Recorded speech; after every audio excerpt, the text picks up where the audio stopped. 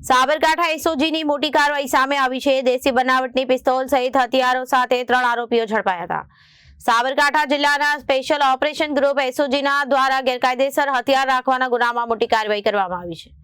તારીખ 29/12/2024ના રોજ એસઓજી સાબરકાંઠાની ટીમે પેટ્રોલિંગ દરમિયાન બાતમીના આધારે કાર્યવાહી કરી 3 આરોપીઓને ઝડપી પડ્યા હતા। સાબરકાંઠા જિલ્લાના સ્પેશિયલ ઓપરેશન ગ્રુપ એસઓજી દ્વારા ગેરકાયદેસર હથિયાર રાખવાના ગુનામાં મોટી કાર્યવાહી કરવામાં આવી છે। તારીખ 29/12/2024ના રોજ એસઓજી સાબરકાંઠાની ટીમે પેટ્રોલિંગ દરમિયાન બાતમીના આધારે કાર્યવાહી કરી 3 આરોપીઓને ઝડપી પાડ્યા હતા। આ કાર્યવાહીમાં આરોપીઓ પાસેથી દેશી બનાવટની પિસ્તોલ 3 અને પિસ્તોલની ખાલી મેગઝીન જીવતા કારતૂસ તેમજ મોટરસાયકલ સહિતનો મુદ્દામાલ કબજે કરવામાં આવ્યો હતો। પોલીસે કબજે કરેલા મુદ્દામાલની કિંમત અંદાજે 1,40,000 થાય છે।